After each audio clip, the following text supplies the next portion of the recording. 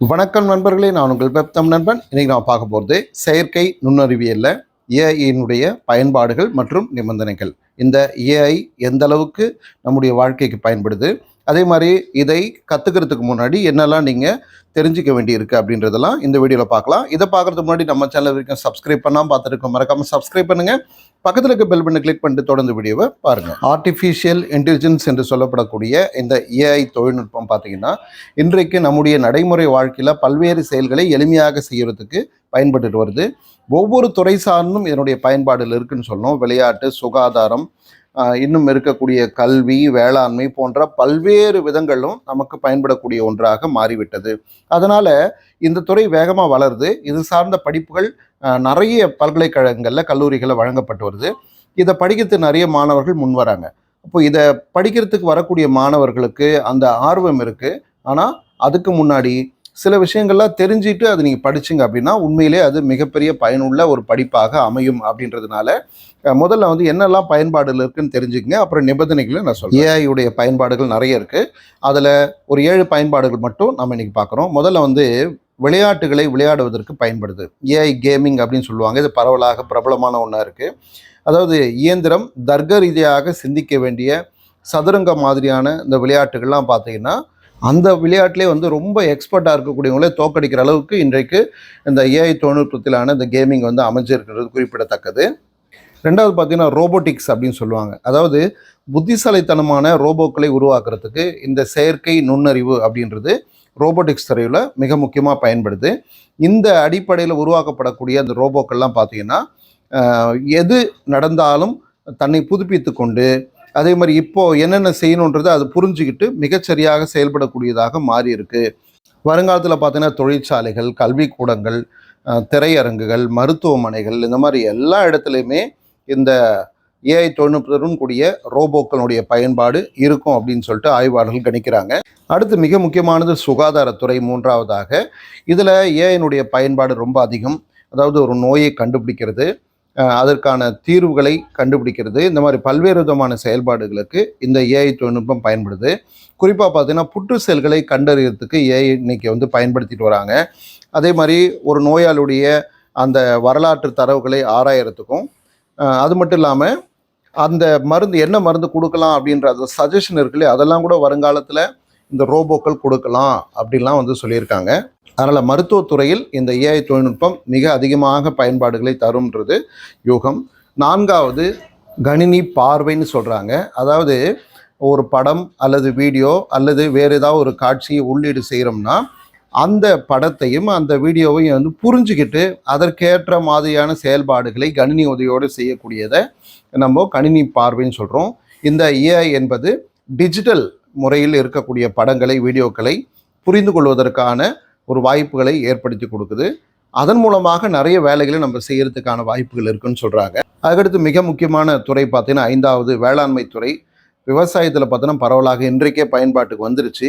அதாவது மண்ணில் இருக்கக்கூடிய குறைபாடுகள் என்னென்ன, அப்புறம் என்னென்ன ஊட்டச்சத்துக்கள்லாம் அந்த மண்ணுக்கு தேவைப்படுது அப்படின்றதெல்லாம் மனிதர்கள் ஒரு காலத்தில் ஆராய்ச்சி பண்ணிட்டு இருந்தாங்க. இன்றைக்கி ரோபோக்கள் ஆராய்ச்சி பண்ணுற காலம் வந்துருச்சு. ஏன்னா ஒரு குறிப்பிட்ட இடத்துல இந்த ஆய்வுகளை நிகழ்த்தலாம் மனிதர்கள். ஆனால் பல ஏக்கர் இருக்குன்னு எல்லா இடத்துலையும் போய் பண்ண முடியாது இல்லையா? ஆனால் ஒரு ரோபோ எளிமையாக அதை பண்ணும். அந்த ரோபோவுக்கு நம்ம ஒரு இன்புட் கொடுத்தோம்னா அது சரியான அவுட்புட்டை நமக்கு ஆராய்ச்சி பண்ணி கொடுக்கும். அதே மாதிரி பயிர் அறுவடை, பயிர் நடுவது, இந்த மாதிரி பல்வேறு விதமான வேலைகளை மிக கச்சிதமாக செய்து கொடுக்கறதுக்கு இந்த விதமான ரோபோக்களை, ஏஐ தொழில்நுட்பத்திலான ரோபோக்களை பயன்படுத்தக்கூடிய காலகட்டம் வந்துருச்சு.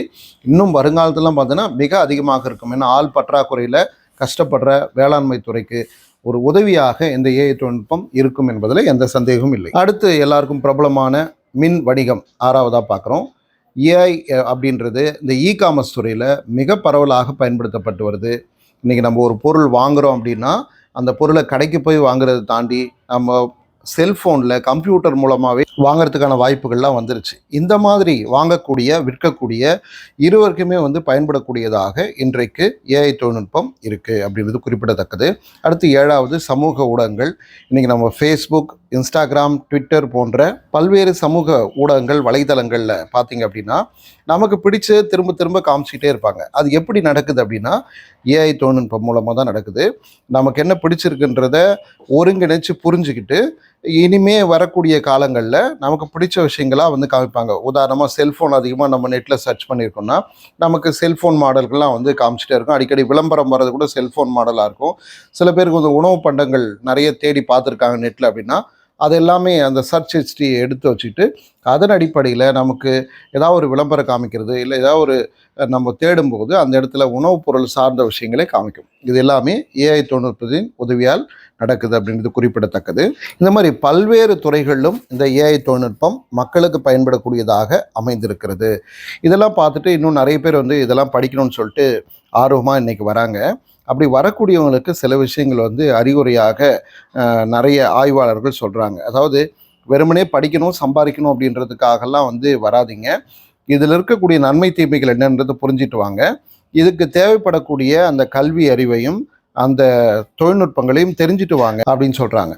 சரி, என்னெல்லாம் வந்து தெரிஞ்சுட்டு வரணும் இந்த ஏஐ படிக்கிறதுக்கு, இந்த ஏஐ தொழில்நுட்பத்தின் மூலமாக வேலை பெறுவதற்கு அப்படின்னு கேட்டிங்கன்னா, கணிதம், கால்குலஸ், லீனியர் இயற்கணிதம், புள்ளியியல் மற்றும் நிகழ்தகவு இதெல்லாம் வந்து நல்லா தெரிஞ்சிருக்கணும். ஜாவா படிச்சிருக்கணும், பைத்தான் படிச்சிருக்கணும், ஆர் படிச்சிருக்கணும். இந்த மாதிரி நிரலாக்க மொழிகள்லாம் வந்து படித்து ஒரு நல்ல அனுபவத்தோடு இருக்கணும். படிச்சிருக்குன்றதை தாண்டி நல்லா அதில் நீங்கள் எக்ஸ்பீரியன்ஸாக இருக்கணும். அதுக்கடுத்தது அல்காரிதம் பற்றிய ஒரு புரிதல் இருக்கணும். தரவுகளை பகுத்தாய்வு செய்வதற்கான அந்த திறன் உங்களுக்கு இருக்கணும். ஒரு தரவு கொடுக்குறான்னா அது பகுத்து ஆய்வு செய்வதற்கான ஆற்றல் உங்கள்கிட்ட இருக்கணும். இந்த மாதிரிலாம் வந்து நீங்கள் கற்றுக்கிட்டு வந்தீங்க அப்படின்னா இந்த ஏஐ மூலமாக உங்களுக்கு எளிமையாக வேலைகள் கிடைக்கும். இதெல்லாம் நீங்கள் இந்த ஏஐ படிக்கக்கூடிய படிப்புகளில் கம்ப்யூட்டர் சயின்ஸ் ஏஐ அந்த டிகிரி சேர்ந்து படிக்கும்போது இதெல்லாம் வந்து உங்களுக்கு கற்றுத்தருவாங்க. அதில் ஏதாவது விடுபட்டிருந்தால் கூட நீங்கள் வேறு இடங்கள்ல இருந்து இது கற்றுக்கிட்டு அதுக்கப்புறம் அது சார்ந்த வேலைகளுக்கு போனீங்கன்னா மிக பயனுள்ளதாக இருக்கும். அதனால் வருங்காலத்தில் இது பெரிய தொழில்நுட்பம் அப்படின்னு சந்தேகம் இல்லை. இருந்தாலும் கூட இதில் நிறைய சவால்கள், சிக்கல்கள் இருந்துட்டு தான் இருக்குது. சினிமாவில் காமிக்கிற மாதிரிலாம் வந்து நம்ம நிஜ வாழ்க்கையில் உடனே அந்த ஏஐ தொழில்நுட்பத்தை முழுமையாக பயன்படுத்த முடியாது, நம்பி இருக்க முடியாது.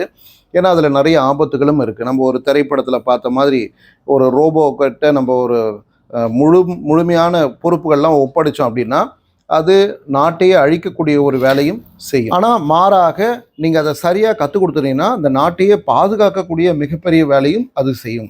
அதனால் நல்லதுக்கு அந்த ரோபோட்டிக்ஸ் அப்படின்றத ஏஐ தொழில்நுட்பத்தோடு பயன்படுத்தலாம்.